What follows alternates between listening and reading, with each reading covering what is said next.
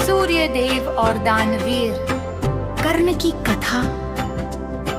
ये कथा महाभारत काल की है, जो सूर्य देव की असीम ऊर्जा और उनके वरदान की शक्ति को प्रमाणित करती है। ऋषि दुर्वासा का वरदान। यदुवंश के राजा कुंती भोज की पुत्री पृथा, जो बाद में कुंती कहलाए, बहुत ही सेवा भावी थी। उनके महल में एक बार परमन तपस्वी ऋषि दुर्वासा पधारे। कुंती ने उनकी इतनी निस्वार्थ सेवा की कि ऋषि प्रसन्न हो गए।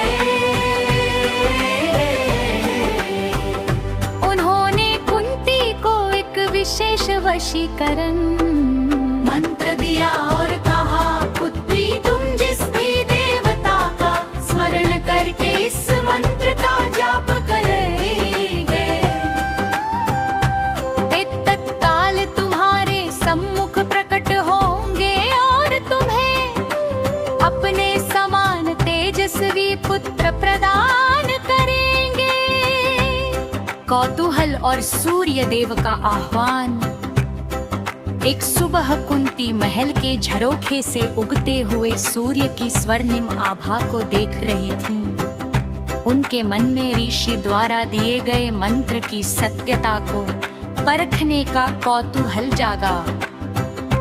उन्होंने सूर्य देव की ओर मुख किया और मंत्र का उच्चारण कर दिया। क्षण भर में पूरा आकाश और कक्ष दिव्य प्रकाश से भर गया। साक्षात सूर्य देव अपने तेजस्वी रूप में कुंती के सामने प्रकट हो गए। कुंती डर गई और क्षमा मांगते हुए बोली, हे देव, मैंने तो केवल मंत्र की परीक्षा लेने के लिए ऐसा किया। मेरी अज्ञान का क्षमा करें और लौट जाएं। हे सूर्य देव का वचन। सूर्य देव ने कहा, है कुंती, मेरा आना व्यर्थ नहीं जा सकता। देवताओं का आह्वान निष्फल नहीं होता। तुम्हें मेरी शक्ति से एक दिव्य पुत्र प्राप्त होगा, जो संसार का सबसे बड़ा योद्धा और दानी कहलाएगा। सूर्य देव के आशीर्वाद से कुंती को एक बालक प्राप्त हुआ।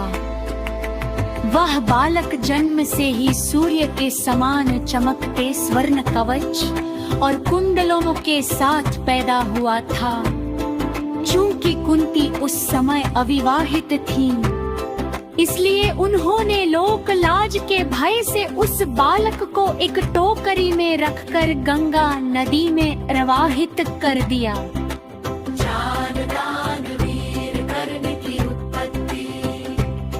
यही बालक आगे चलकर कर्ण के नाम से विख्यात हुआ। सूर्य देव ने अदृश्य रूप से सदैव अपने पुत्र की रक्षा की।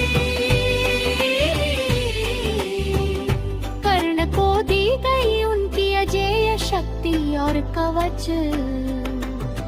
कुंडल के कारण ही उसे कोई पराजित नहीं कर सकता था। सूर्य देव की उपासना के कारण ही कर्ण प्रतिदिन दोपहर में नदी में खड़े होकर